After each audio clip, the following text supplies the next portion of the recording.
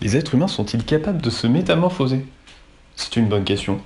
Alors, dans la littérature et dans les films, on voit par exemple que certains personnages peuvent se métamorphoser en animaux.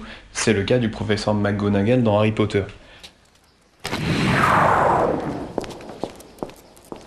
Vous êtes vachement doué.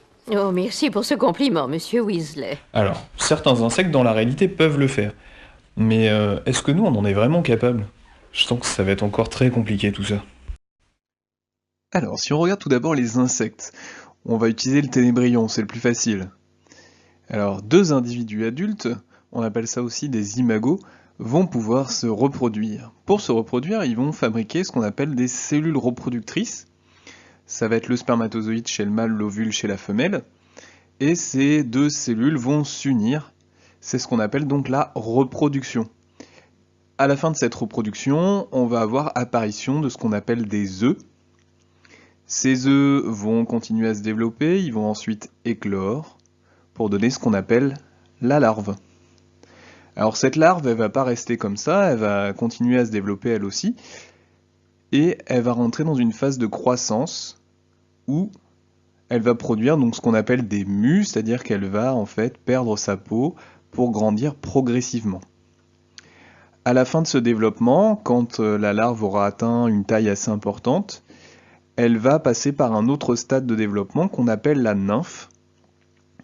La nymphe, en fait, c'est juste le moment avant la période qu'on appelle donc la métamorphose, c'est ce qui nous intéresse. La métamorphose, en fait, ça va être le passage entre la nymphe et l'adulte.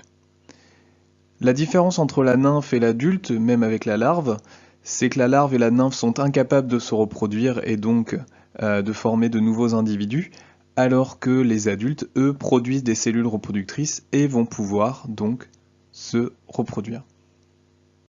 Maintenant, si on passe chez les êtres humains. Deux individus adultes, même chose, vont se reproduire. Pareil, l'homme produit des spermatozoïdes, la femme produit des ovules. Ces deux cellules vont s'unir. C'est aussi ce qu'on appelle donc la reproduction. Mais ça ne va pas former des œufs, ça va former ce qu'on appelle des cellules œufs.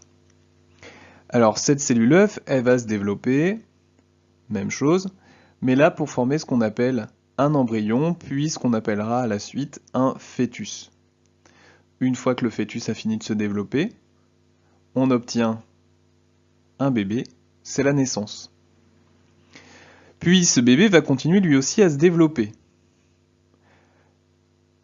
On va avoir des enfants, premier stade de développement, puis des adolescents. Tout ça, c'est la suite du développement du bébé. Bon, pour l'instant, pas de grande différence. Mais du coup, comment on peut expliquer que les insectes peuvent se métamorphoser alors que nous non? Est-ce que nous on passerait pas par une autre étape? Oh, je sens que tout ça, ça cache quelque chose. Parce que les adolescents, nous, ils ne sont pas bien différents des adultes, contrairement au ténébrion où la larve est quand même relativement différente de l'adulte. Nous passons par un stade de développement qui s'appelle la puberté. La puberté, ça va être un ensemble de changements qui vont se dérouler et qui vont eux aussi conduire au fait que les adultes peuvent se reproduire.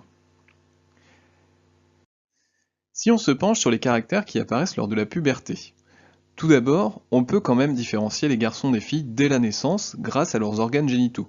Les garçons ont un pénis, les filles ont un vagin. Ça permet de différencier les filles des garçons dès le début de la vie. Ça, c'est ce qu'on appelle les caractères sexuels primaires. Ceux qui apparaissent lors de la puberté, ce sont les secondaires. Ce sont ceux qui vont permettre eux aussi de différencier les garçons des filles, mais qui apparaissent plus tard. Alors, ils sont de différentes catégories. On peut parler des caractéristiques physiques qui se modifient. C'est le cas par exemple de la barbe chez le garçon ou de la poitrine qui se développe chez les filles. C'est aussi les caractéristiques physiologiques, c'est-à-dire le fonctionnement des organes. C'est le cas par exemple des premières éjaculations chez le garçon ou des premières règles chez les filles. Mais c'est aussi des modifications psychologiques, c'est-à-dire tout ce qui correspond au mental des personnes. Ça va être le premier développement des sentiments amoureux, c'est aussi une période où on n'est pas toujours à l'aise physiquement. Tout ça, ça fait partie donc du développement de la puberté. Alors tous ces changements ont un sens. ils permettront en fait à l'âge adulte d'avoir des enfants et ainsi de se reproduire. Donc chez les êtres humains, pas vraiment de métamorphose, puisqu'il n'y a pas grand changement entre les adolescents et les adultes, mais il y a quand même des modifications. Et voilà, c'est la fin de la vidéo, j'espère que vous avez tout compris. On se rejoint pour le prochain contrôle.